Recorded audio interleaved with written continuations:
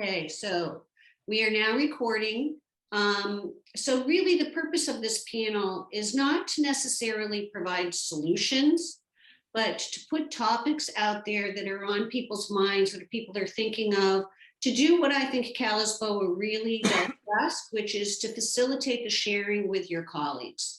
And what we're really hoping is that this is the beginning of these discussions. And if you have ideas for topics for roundtables or for topics that we should, convene people over the summer via Zoom or hopefully maybe in-person groups soon, please let me or Andrea know, because that is really the value. One of the things we know is you all could not have survived without each other. And so without further ado, I am going to present Dr. Ari Betoff again and our wonderful panel. So, good morning, everyone.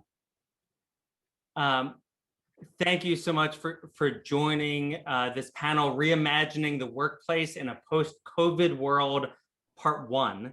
One of the things I am particularly excited about is that we're going to bridge this panel over a 2-day discussion with 6 panelists. So we'll have 3 wonderful panelists this morning. And then we'll continue the conversation tomorrow with 3 other panelists tomorrow. You have heard more than enough from me already this morning, so I am going to actually turn it right over to our panelists. I just want to, in forthrightness, say 2 things. One, no one has the answers for next year. No one. Okay? There is no magic out there that is carved in granite that you can find that says exactly how to get from here to a successful launch of fall 2021. There are ideas that are better than others. There are ideas that are more right in context than others. There are things that will work more poorly than others, unfortunately, on the other side of the scale, right? There are things that will be more or less appropriate for your community in your context. But we have 6 panelists over 2 days who have thought deeply about this topic and have some great ideas to share. I also want to thank Martha and the association. I was saying before some of you came on, I think this has really been a time to shine for membership associations who are truly in service to their members. And not just this conference, but everything that Martha and her team have done through this pandemic, to me, is a shining example of what really being in service as a membership organization is all about. And I want to commend her and her team for doing that. It is a small but powerful group of people working on your behalf, and I think it is noteworthy, and we should thank her for that. So with that said, I'm going to turn it over. Donna, you are in the upper left corner of my Hollywood square, so why don't we kick it off with you to share some opening and introduction, and then why don't you pass it on to one of your panelists? Okay, wonderful. Well, hello, everyone. I'm Donna Vode. I'm the Director of Human Resources for Chaminade College Preparatory. Chaminade is an independent Catholic co-ed college prep school in the Los Angeles area. We're in the San Fernando Valley. We have 2 campuses, a middle school grades 6 through 8 and a high school grade 9 through 12. We serve about 1,800 students in the coming school year and have about 215 or so regular full-time, part-time employees, and then over 100 coaches and subs. And my personal history, I've been the director of HR for Chaminade for the past 6 years, plus an additional 11 years back in the 1990s and early 2000s. I have 30 years total human resource management experience, including 20 years in independent schools and 8 years in California community colleges. So that's a little bit about me. And just some of my thoughts about this topic. When we first started talking about, life in the post-COVID world, I thought, are we in the post-COVID world? I still feel knee deep in it at the moment. So just, I guess my first thought of clarity about kind of where we are now is that I'm really encouraged by what we're made of. It's been a really challenging year. I don't have to tell any of you. But the our team and everyone here at Chaminade. I've just been so impressed with our flexibility, our perseverance, our adaptability, compassion. I always knew that about us, but this year has just really made that shine. And we've really worked together very closely as a team. So that's very encouraging to me through this process. I have a lot of questions though about what the future might look like. You know, how we're going to work through all the challenges our people are having with balancing their home life and back to school, and just kind of everything over that, how to take everything we learned last year and keep what's great and get rid of some of the stuff that wasn't great. So those are my opening thoughts. And do you want me to throw it to somebody? I see Jean, so I'll throw it to Jean. Hi, nice to see everyone. I'm Jeannie Honig. I'm the Human Resources Director for Cal-ISBOA School. We are an all-girls school located in the San Francisco Bay Area. We're located on the peninsula, close to Stanford. We have about 423 girls. We are a 6 through 12 school, and we have 141 employees. Plus, you know, you always have that additional coach, robotics, all that. So plus about another 100. I have worked in independent schools for the last 21 years. I've been here at Cal-ISBOA for 3 years. And before that, I was at another independent school for 18 years. I have always worked in human resources. I started out as a finance analyst a long time ago and hated the fact I never got to talk to people. So I thought human resources combine the best of people and the best of the numbers. And that's why I ended up in human resources.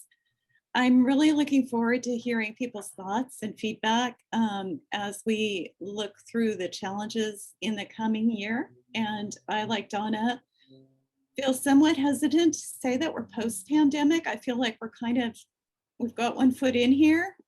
Don't feel like we're quite post. So I'm really interested to hear other people's thoughts. Thank you. And James. Hi, good morning, everyone. My name is James Cooper. I'm the CFO here at Sequoia School. Sequoia School is a K-12 school with approximately 400 students located in Pasadena, California. It's a co-ed day school.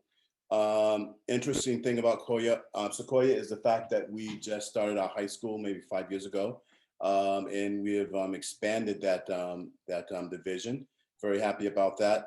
I've been at Sequoia for 4 years. Sequoia has 2 campuses, a high school campus and a K-8 campus.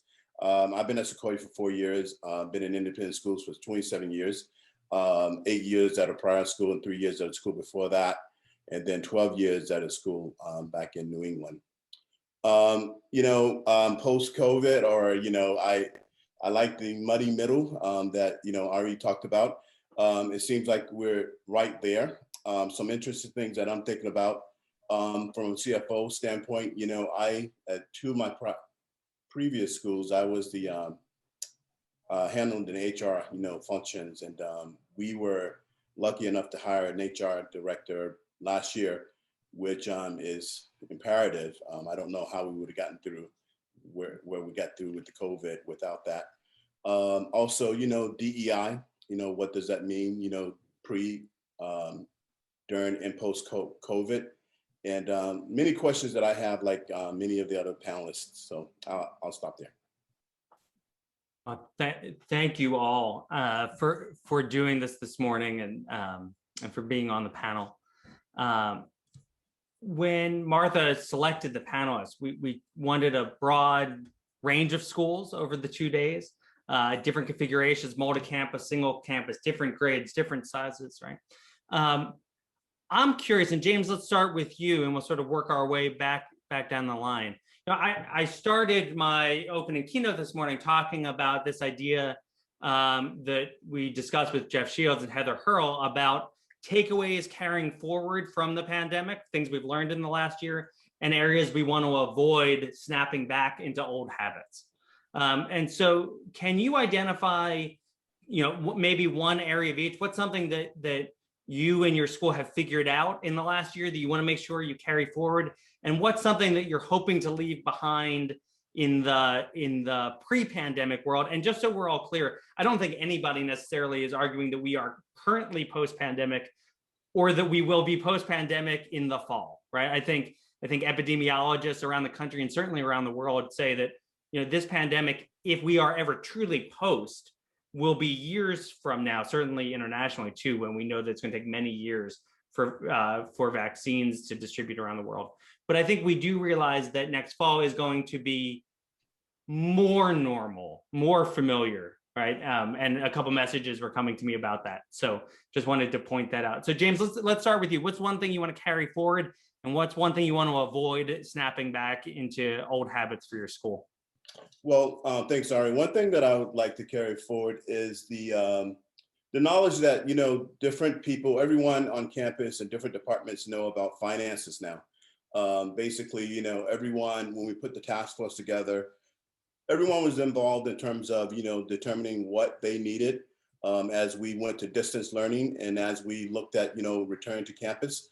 Many more people on campus knew how the finances worked and what they mean, and how it all kind of, roll up or, have one bottom line. And so I would like to carry that forward, continue that education, demystifying the finances. One thing that I want, I do want to, and is a little concerned about the amount of expenses that we've incurred, and how do we, go back down to what it really is and really means. In independent schools, oftentimes, once you get an expense, it's hard to get rid of that expense, or, it becomes like a sacred cow, so to speak. And at that point, how do you, readjust or reimagine and get back down to what the true cost of running our schools are?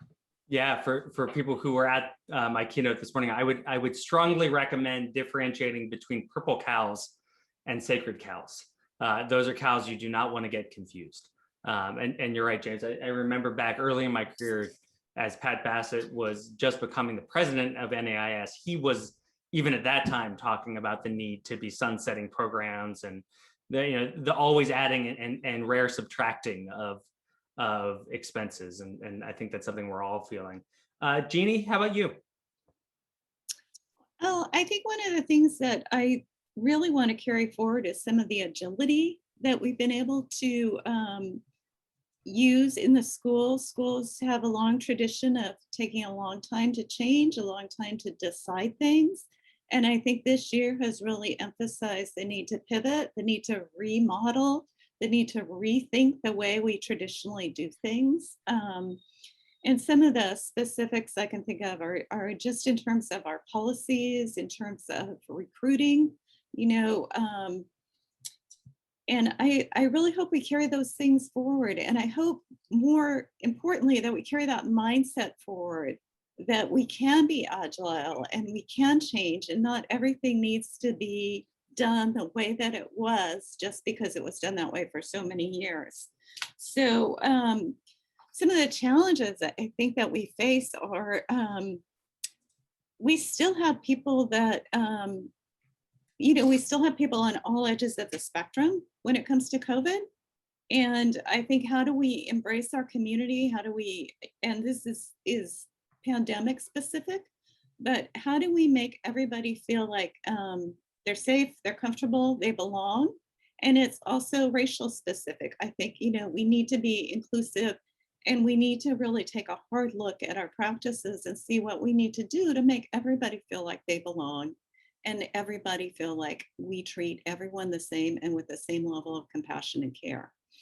And I think those are, shouldn't be a challenge, but I think we could so easily go back to our old ways, and I don't want to drop that ball.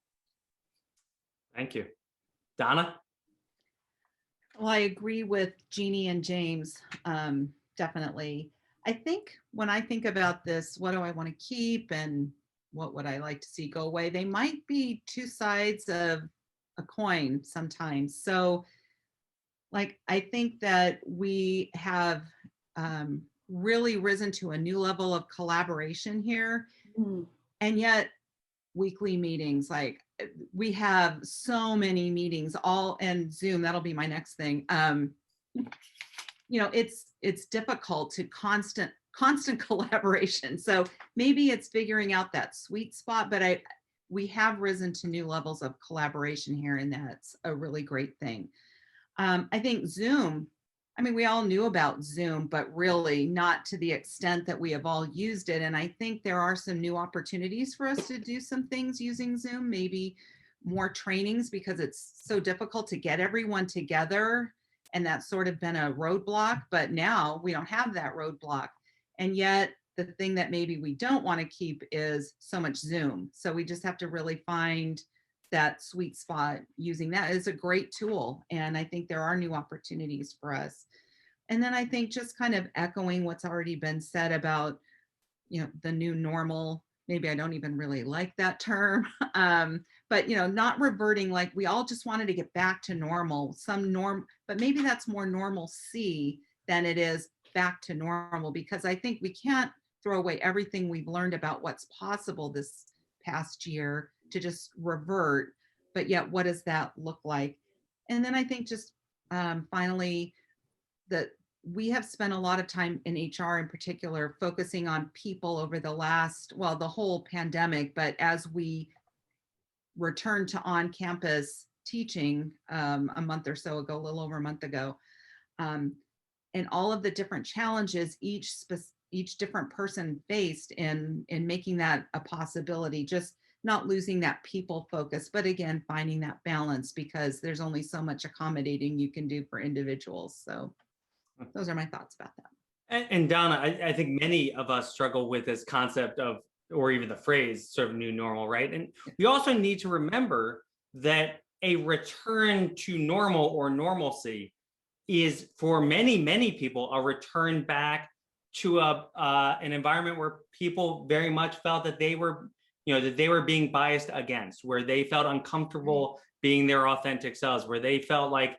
there were significant barriers in their way, or that were systemic to the institution, let alone to our country, right? And so I want to sort of open it up to the panel writ large. I want to ask sort of two very different diversity, equity, and inclusion questions. One is aspirational, and one is very operational. Okay, so the first one, which is much more operational, aspirational, is I think all want our employees to bring their best selves to work. And yet we know that people are coming to work, whether they're coming to work in their houses or they're coming to work on our campuses, with tremendous burdens in their life, right? Childcare, where they live. We mentioned systemic racism. People are holding pain in their hearts around what's happening in our country and in the world. People are dealing with very actionable challenges in their lives. Sometimes just getting to our campuses is a tremendous struggle for our employees, let alone the other issues that people are encountering day to day and were encountering in the years before pandemics, right? So I want to ask each of you, as you think about your school's efforts related to diversity, equity, and inclusion, and particularly the HR role, right? How do you think that your school is helping people be their best selves and bring their best selves to their work?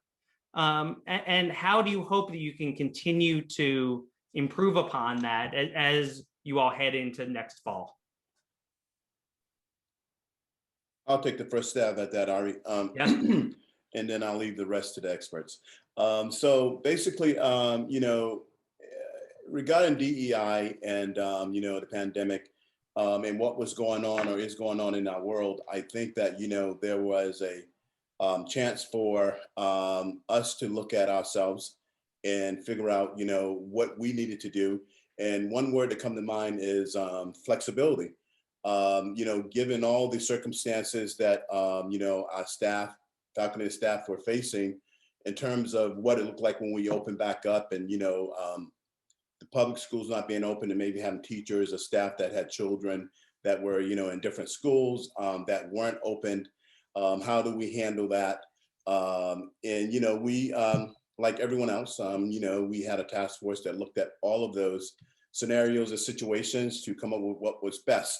And I think that we were very flexible with that. And then there became a time where we had to be less flexible because, it was like, okay, we have a certain amount of students back. So now we can have remote and distance learning and on-campus learning. Okay, less distance learning and more on-campus learning. So it was as we moved through, that past there, we had to make some adjustments. But overall, I have to say that, I'm really impressed with the ability that or the fact that we were flexible and the fact that we were compassionate about employees in those situations, and as well as looking at COVID laws and what we had to implement and what we had to uphold versus, okay, we can make an accommodation here, we can make an accommodation there. Last thing I want to say about DEI is, we were in a position that we didn't have a DEI director, and we had to hire a DEI director based on all the things that's going on in the world, all the things that some of our students let us know that they were experiencing that, they want addressed. And rightfully so, from an HR standpoint, I strongly feel that we need to fill that position. The last thing I want to say is I want to thank Cal-ISBOA and the board and Martha for their efforts that they're doing with DEI and the many discussions, and look forward to seeing that pan out. So I'll stop there and let the experts answer. James, actually, before we go to Jeannie and to Donna, I want to ask you a follow-up question about that, because you were talking about the fact that your school hired a DEI practitioner this year, as many schools did, right? And that's a wonderful step and an important step for schools to be taking in recognizing that work. But I also know that schools are feeling this tension when they do bring on a DEI practitioner, that they don't want the pendulum to swing too far and for there to be a sense that, well, now this person is responsible for all that work, right? Because I think all of us recognize that the responsibility for diversity, equity, and inclusion work is all of ours every day in all the things we do, right? So can you talk, James, about how your school, both from an HR point of view, but also from a business office and staffing point, like how you think about getting that kind of a balance, right? Sure. I want to add to my commentary, Ari, the fact that DEI, we hired a director, but we're taking DEI very serious here. Basically, what we also did is we embarking on a DEI audit with all the constituents. A lot of work, a lot of hours, but we're not just hiring a position and putting a person in a place to say, hey, that's all your responsibility. You go and figure this out. You go and do this on your own. We embarked on an audit, and members of the steering committee or the launch group, which we're called, are members from the board, the parents, staff, faculty. So I'm really happy about that. That's how we're handling it, and that's how seriously we're taking it. But of course, there's a balance, that we have to strike. The board is supportive. And we have implemented that, and we have to look at what that really means and what that means in the short, medium, and long term. That's wonderful. And for someone who believes deeply in the idea of being data informed, I love the idea that you're weaving an audit into that work so you all can have a sense of where you are, and then also measure progress that you're making, but not just quantitative progress, right? But qualitative progress. Donna and Jeannie, what are you all thinking about this topic? We had made a strong effort before the COVID pandemic to bring this front and foremost in our school. And we did not have a DEI director. We actually had our Global and Experiential Learning Center really put a lot of focus on this, and our students as well had written a letter to the board. And so our board strategy for 2019 to 2024 lays out strongly that we will address this, and we will drive our systems, and we will audit all of our systems, and we will look at all of our systems. And we also have a board member who has a DEI committee under them, and that also started in 2019. So I think what happened is we were in the process of auditing all of our procedures and all of our systems, and the pandemic hit. And I think it really heightened the awareness and the impetus, and the need for us to really focus on these things and make strong, significant changes. And I'm not saying we're there. I'm not saying that at all.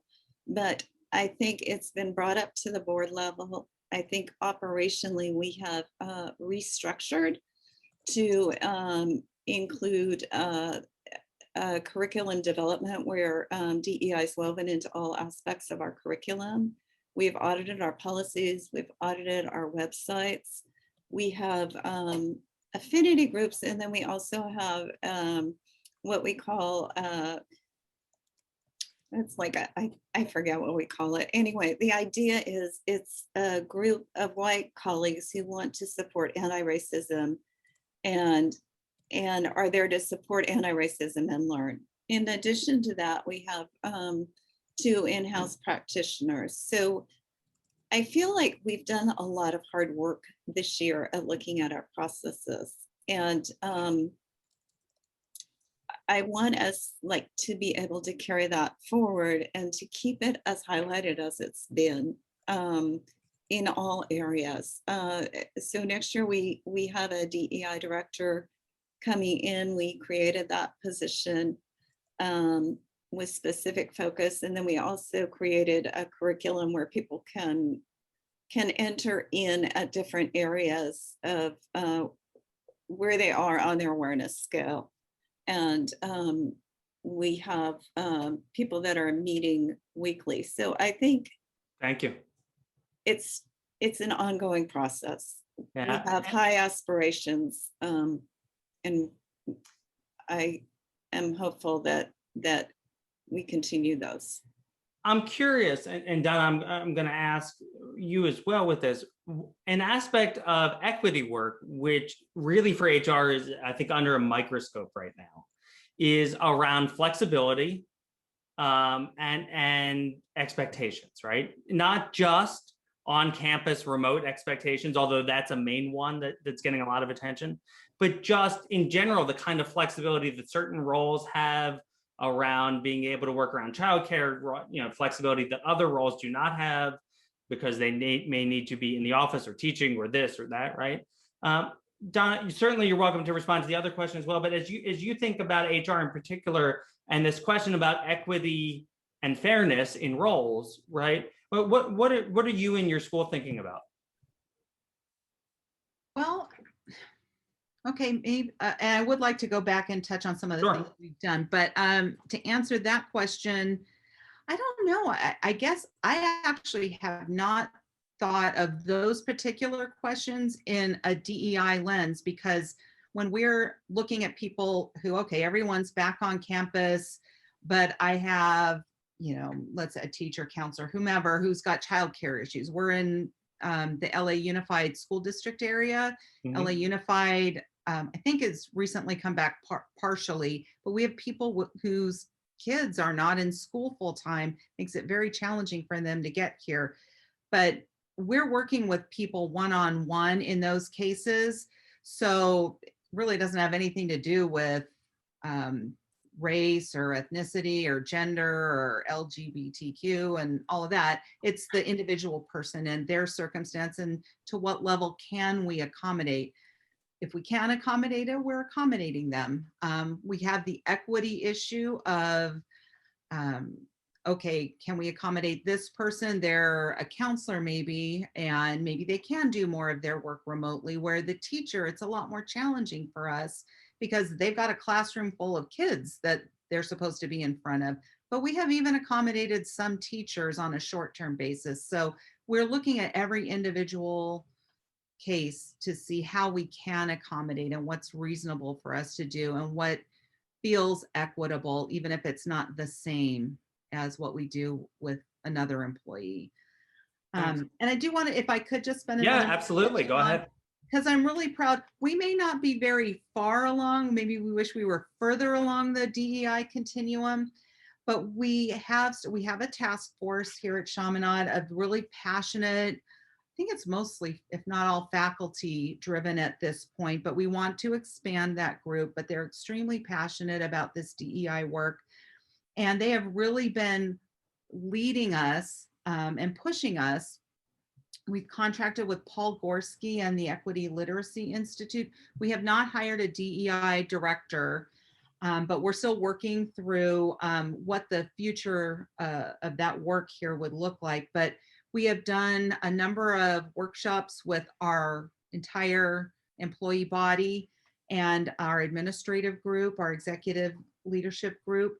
And we are just at the point now of writing an equity vision statement, which I'm very excited about. So the final draft of that is being put together. We are also going to do a DEI audit, hiring a third party to come in and assist us with that.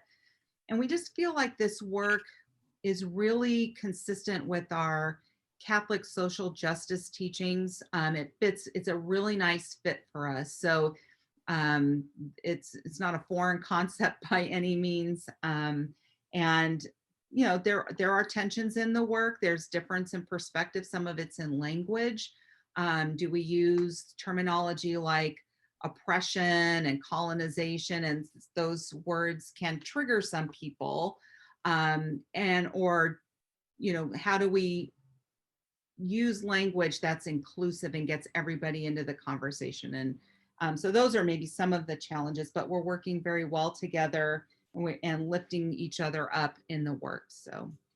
And James and Jeannie, how are you all approaching this question of both consistency and flexibility related to on-campus and remote expectations as we begin the transition toward the tail end, hopefully, of the pandemic and coming out of the pandemic? All right, I'll answer that question, but I see a question in the chat that I just want to touch upon, if I can.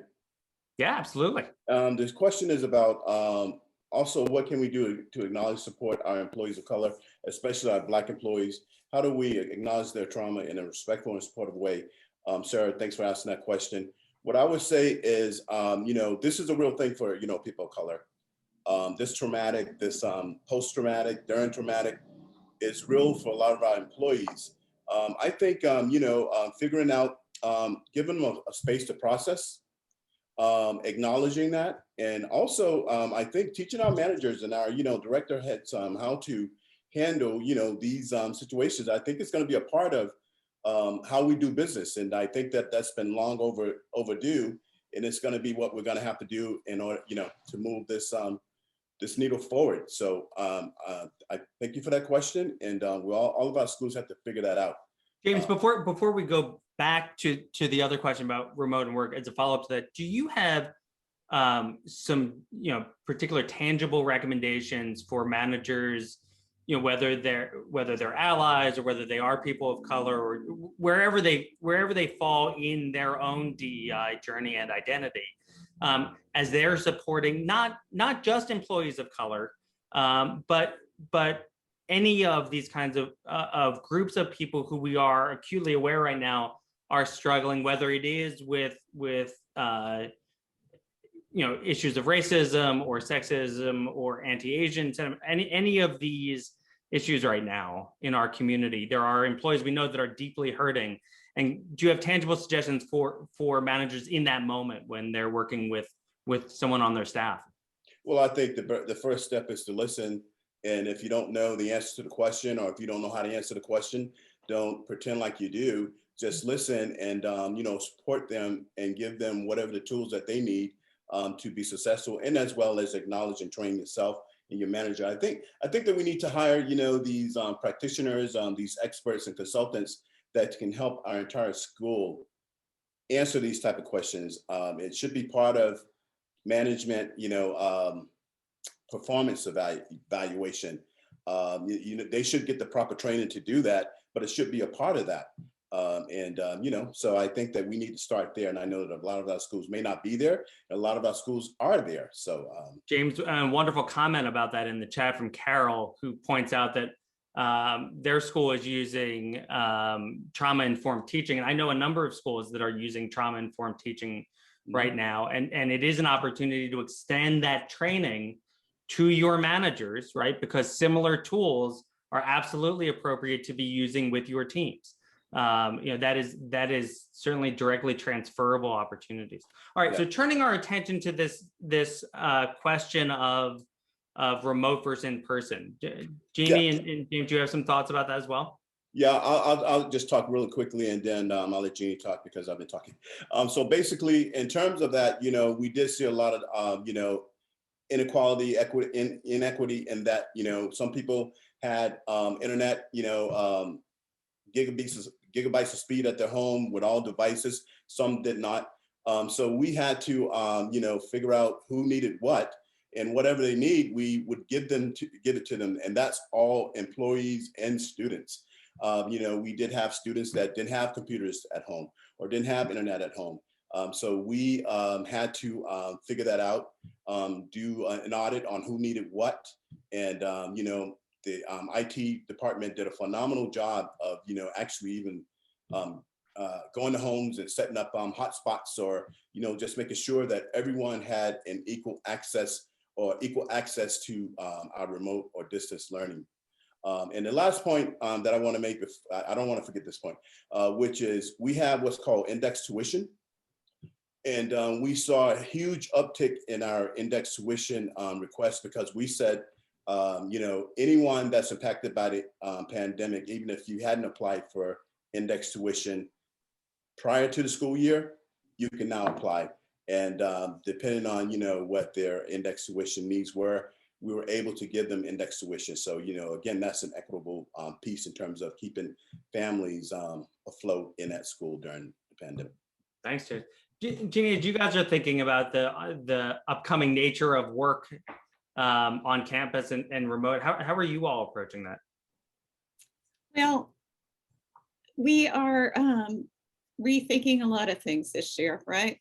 So I would say our current thought is that faculty need to be in the classroom with their kids. Now, where there have been situations where faculty could not in the past year, we of course have accommodated that and had classroom monitors instead. But as we're looking at future needs, I'm not sure everybody has to be on campus 100% of the time to be effective. And so I think that is going to have to be, I think it's a discussion point for our school going forward. And I think it's also an evolution for schools, because schools are communities and we like seeing our colleagues and we like everybody to be on campus. We feel good when the campus is full, but I'm not sure if it's a business necessity in all roles. So we haven't made any decisions on that, but I think it's something that's out there and pending. One of the questions I wanted to ask all of you about is HR tends to be that cross-section point of a diversity of opinions about policy, right? And I'll use the example of vaccine requirements as an example of it, but it comes in a number of areas: return to work, on campus, range of things, right? So related to vaccines, we know that there are people who will believe strongly that every single employee should be required to have a vaccine before next fall because it's now fully available, those that medically and religiously have access to it. We know that there will be people, I love this phrase, I heard it this weekend, who are vaccine curious, right? There will be people who have vaccine hesitancy, and there will be people who fundamentally believe that they or others should not be taking vaccines, right? And it is likely that you will have that range within your employee population. So again, that's just an example of a topic, but as you approach a number of HR policy questions, whether it's that one or the other, for which there are these deeply held beliefs, how are you approaching your HR work to try to both honor people's individual strong opinions and held beliefs, and also the needs of the school community as a whole? I'll go first. So with that question, Ari, fortunate, we have 97, 98% of our faculty and staff vaccinated. Prior to that, we did have to deal with all the questions about those that were, thinking about not getting the vaccination, those that were thinking about getting it, those couldn't wait to get it. So it ran the spectrum. But it hasn't, in terms of our employees and the percent that have been vaccinated, it hasn't been a real issue for us. Great. Thank you. Welcome. Donna?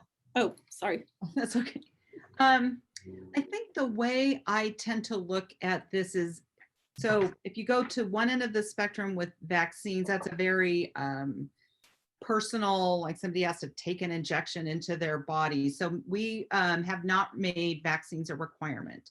But then there's many other steps along that spectrum of protective action. So wearing masks, social distancing, we have weekly testing here. Those are requirements. Those are not invasive to the person, and they are all steps that do increase the general feeling of safety and that a person could return to work safely. So we continue to monitor. I'm not saying we won't make vaccines a requirement, but at this time we have decided that because that is just that one step further of the personal invasiveness to it, we have not made it a requirement, although we do have a high percentage of people. I don't think we're at 90-some%, but of folks that are vaccinated. But And that's Donna, you have the additional challenge, right? As a Catholic school, that there's a range of opinions within the Catholic community about certain vaccines, right? And I'm sure that's something that you at least need to be mindful of in your thinking. we would always keep that in mind, although I'm going to admit I'm not aware of, and no one has brought that forth as a particular challenge for them. But there are some people, and there are people who have had COVID who maybe think, I'm not sure that I need the vaccine. It's just a whole other continuum of vaccine related thoughts. So we just haven't made it mandatory. Thank you. Jeannie, how about you?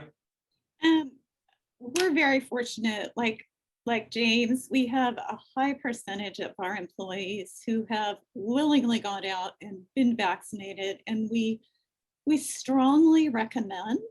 I think a key element here is the FDA hasn't technically approved the vaccination, so legally we can't require it. And so I think it's an interesting time. We'll see what happens next year, but we're fortunate with our population, and we even have students, because we have high schools, who are going out and getting the vaccination. It is an interesting, and there are some, for those looking for it, there are some very good resources. There are now a number of universities that have come out and said that they are going to require vaccines next year, Cornell University and some others. And this question, Jeannie, I think you're right about the fact that it is under conditional use right now, which is a fundamentally different process than full FDA approval is one to think. Again, there's not a right or wrong, but people need to be very mindful of in their decision making. We have some questions in the chat. I'm going to ask us to maybe just pick off one or two responses for each of these questions. And encourage people in the audience to add some more as well. Steve was wondering, what are some of the ways that I think we as business office and HR professionals can encourage our academic program colleagues to revisit sacred cows, sort of from earlier in the conversation. Steve has made suggestions, but feels like they've fallen on deaf ears. I'm sure that's a familiar thing for many of you. So somebody want to jump into that one? I would say, those are really hard to kind of, as we all know, to kind of get some traction on, or get some conversation around, or, some substantive conversation around. I think that we have to be diligent and have to be persistent. If we're the experts and we know how it's impacting the finances or facilities, operations, or you name it, then I think that excuse me, it's our duty to be diligent with that and continue to present the information, continue to have discussions about the changes needed, back it up with data, you know, so that's how I would answer that. But that's a tough one. I agree. Anyone else want to take a stab at this one? Yeah, I think what actually really helped our school is when it came from the board down. I mean, it's built into our strategy, it's built into our strategic plan, and the board's supporting it. And I think it's really hard if you're the one person trying to poke from the bottom up, but you know, having that level of support at the top made it very visible everywhere. I'm curious. We have a question that came to me privately. What is the thing that's keeping you up at night right now related to HR? Oh, so many things. For me, it's like, I'll be really honest with you. For me, we test weekly, we have masks, we have social distancing. We are bringing all our students back May 3rd. And some of the schools that have done this have had no problems. But a friend of mine works at another private school down the street, and they just had an outbreak. So that's my fear. Like, the students, you know, will open and then we'll have to like close. So very COVID focused. That's my fear right now. Other times of year, I'll have different fears. And I agree with Jeannie. One of my biggest ones is faculty and staff well-being. I mean, you know, I think Donna said it earlier, I'm really concerned about, you know, the toll that the pandemic, the, you know, social unrest that we're having, and a number of things that we can talk about, and the toll that's having, the real toll that it's having on all of our employees. So that keeps me up at night thinking about that. Donna, how about you? Yeah, James, I'm right there with you. I think that, yeah, it has been a really rough year on so many fronts, and couple that with, we have experienced a slight drop in enrollment. And so that has created some challenges for us as well. And like, we've got a great team and we are working really hard together, but I need to look at I don't know who took a vacation this year. Like, it was, people are tired. It is a lot. We have to find some relief. Good thing summer's coming. I'm hoping that's going to be a chance for some of us to just breathe for a little bit and prepare for hopefully a fully on campus year in the fall, but we still don't even know that. So I'm right there with you. Everything James said, and Jeannie as well. I would agree. It's so, you know, I think people forget from the outside how much people in your roles really feel the burden of keeping the community safe.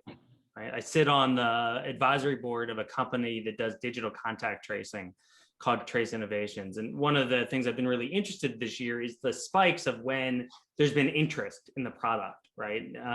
And where that interest comes from within school communities, and it's often these HR roles, right? Because you guys are the ones who are, I think, most acutely, in some ways, feeling this, like, we're bringing employees back. How do we keep them safe?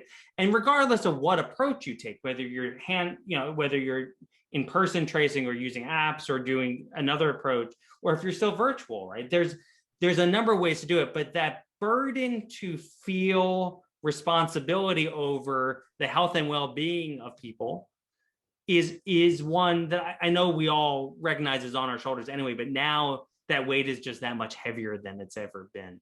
I just wanted to ask a question, or maybe a concern that I have. I know I wasn't going to talk during this panel. I said that. You're always welcome to, Mark. But I am just going to say, because having listened to this, kind of building on the concern about people not taking vacations and being exhausted and burned out, and then going back to the fact that we have a really hard time as schools cutting back. I fear that the new normalcy, not the new normal, but when we get back to normalcy, it is going to become normalized, this constant stress, this constant work, that people are going to have a hard time stepping back and realizing that it can't continue. So that's my concern, that people will not take vacation and will not feel like they can be off campus or offline. So just a comment. I don't know if anybody else has been thinking about that.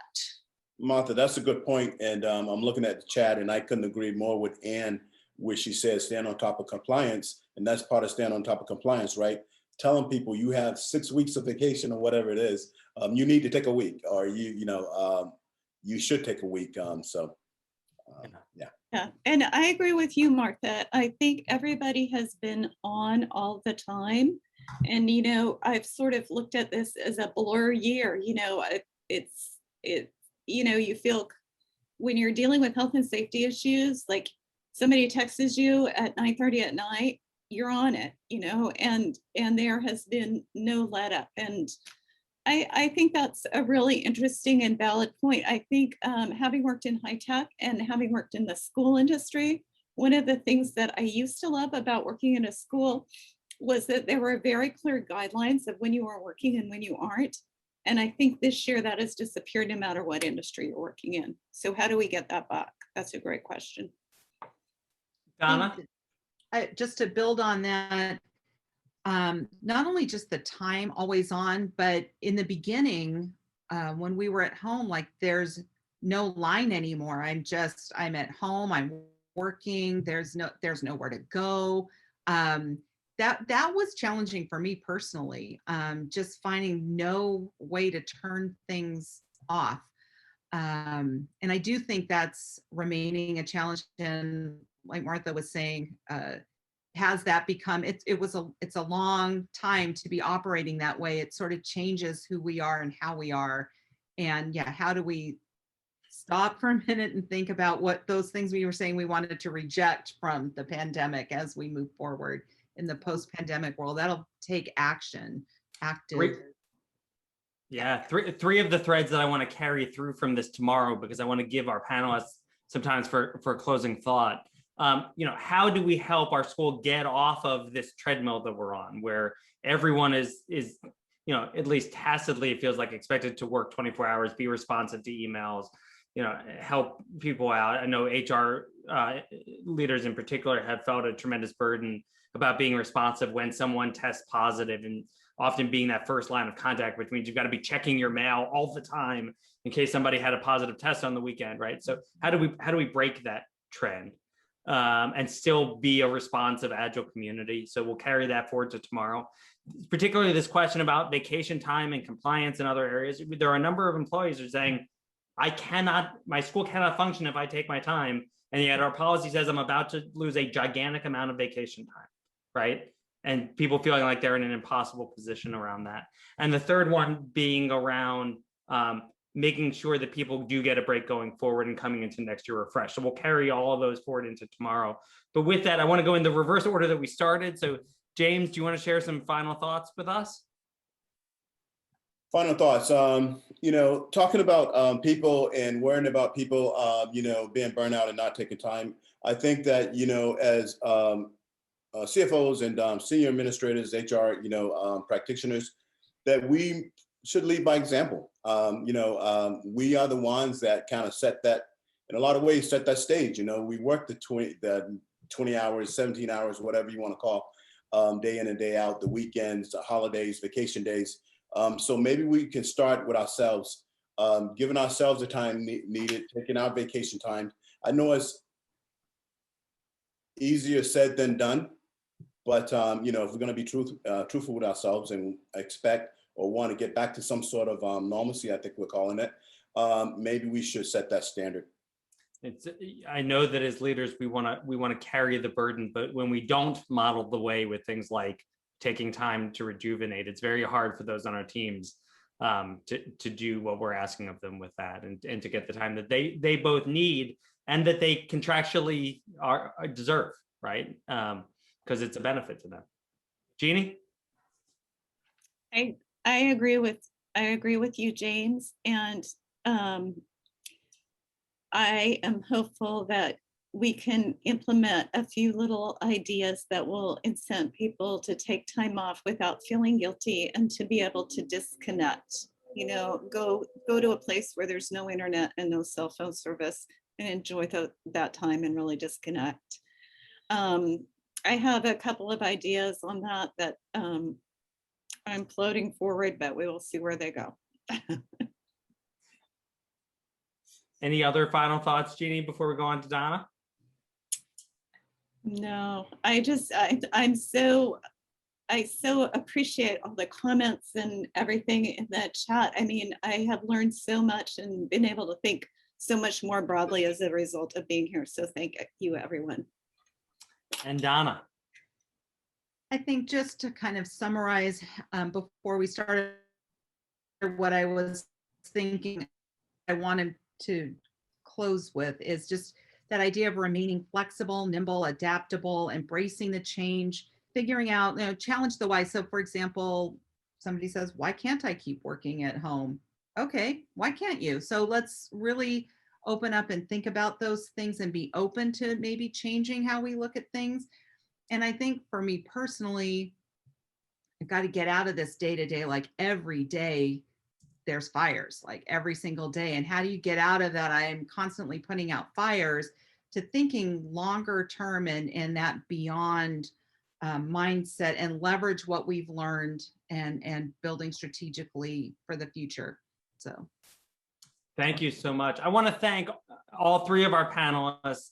I also want to mention there is a wonderful book recommendation by Cheryl in the chat. So you want to talk about race, which is an excellent resource. Looping back to earlier in our conversation today.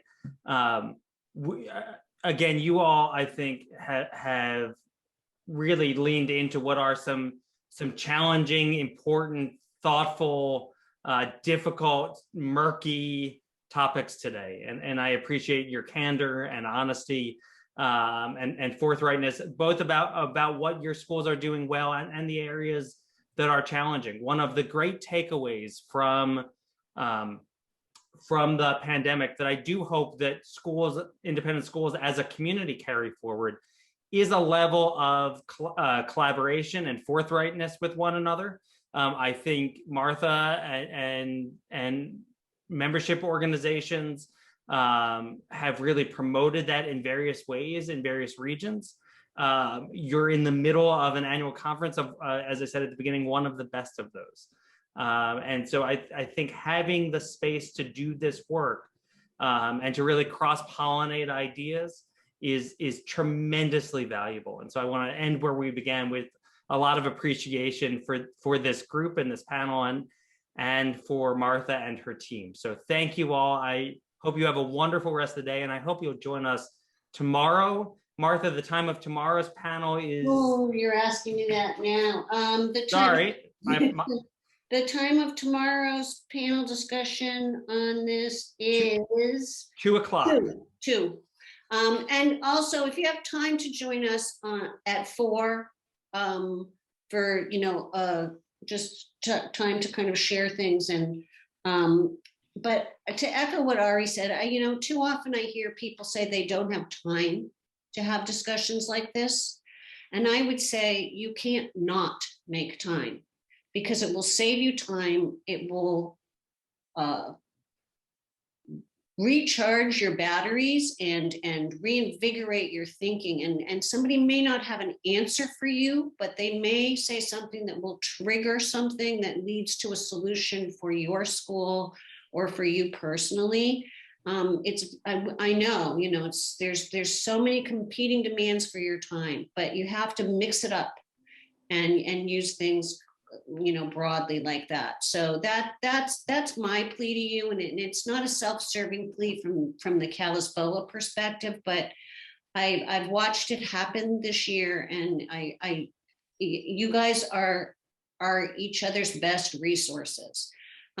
So with that, we have a 15-minute break before the start of the next session at 10:45, and I look forward to seeing you.